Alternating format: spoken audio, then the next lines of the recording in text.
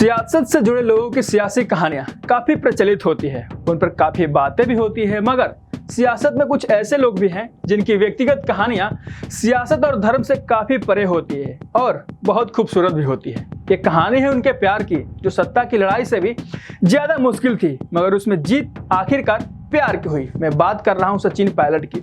सियासत के संग्राम से जीतने से कहीं मुश्किल हो जाता है कभी कभी अपने प्यार को पाना।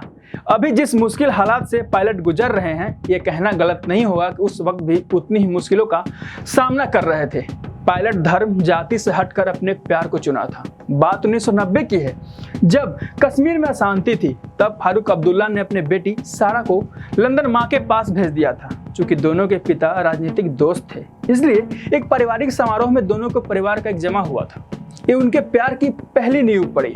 दिल्ली से स्कूलिंग करने के बाद सेंट स्टीफन कॉलेज से ग्रेजुएशन करने के बाद सचिन MBA करने अमेरिका गए। वहीं दोनों का परिचय हुआ और फिर दोस्ती। धीरे धीरे यह दोस्ती प्यार में बदल गई। दोनों एक दूसरे को डेट करने लगे। यूनिवर्सिटी ऑफ पेंसिल्वेनिया के हॉटन स्कूल ऑफ बिजनेस से MBA करने के बाद सचिन देश लौट आए, लेकिन सारा विदेश में ही रही, अपने माँ के साथ। दोनों के बीच लंबी जुदाई उनके प्यार को और गहरा कर दिया।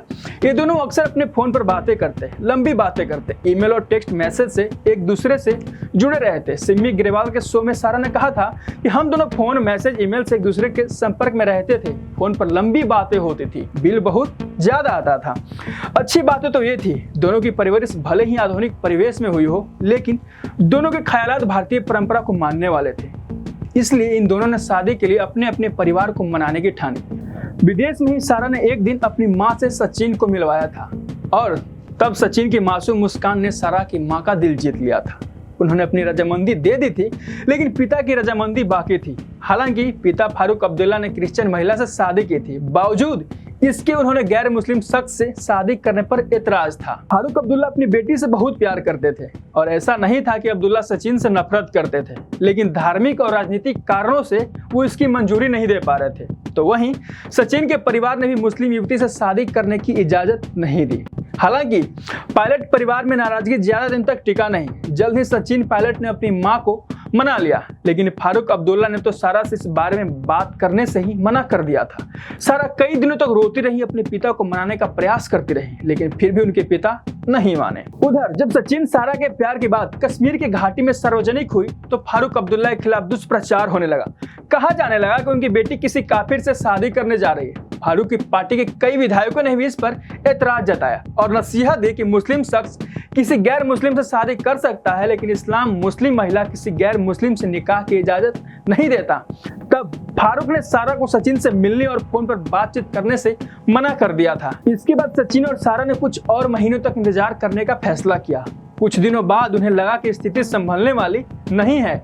इस बीच 3 साल गुजर गए, पर अब्दुल्ला टच से मस नहीं हुए और सारा और सचिन का प्यार परवान चढ़ चुका था। लिहाजा दोनों ने शादी करने का फैसला किया। एकदम बॉलीवुड स्टाइल में परिवार के खिलाफ जाकर सारा ने सचिन से शादी कर ली। 15 जनवरी 2004 को दौसा के सांसद रमा पायलट के दिल्ली स्थित 20 कैनिंग लेन की सरकारी आवास पर सादे तरीके से सचिन पायलट और सारा अब्दुल्ला की शादी हुई।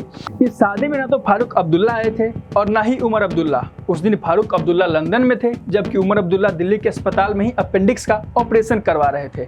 हिंदू मुस्लिम दुल्हा दुल्हन की वजह से यह शादी काफी चर्चा में थी। इनकी शादी को अब 18 साल हो चुके हैं। फिलहाल इस दंपति के 2 बेटे हैं। अब दोनों परिवारों में रिश्ते सामान्य हैं। फारूक अब्दुल्ला और उमर अब्दुल्ला इस शादी को मान्यता दे चुके हैं। देखा जाए तो फिर से सियासी पेच में फंसे नजर आ रहे हैं सचिन पायलट। अब देखना दिलचस्प होगा कि इस संकट से कैसे पायलट पार पाते हैं। तो ये थी कहानी सचिन पायलट और सारा अब्दुल्ला की। कैसी लगी आप हमें कमेंट बॉक्स में बता सकते हैं। बाकी ऐसे ही तमाम जानकारियों के लिए बने रहिए हमारे साथ और देखते रहिए द लोकसभा।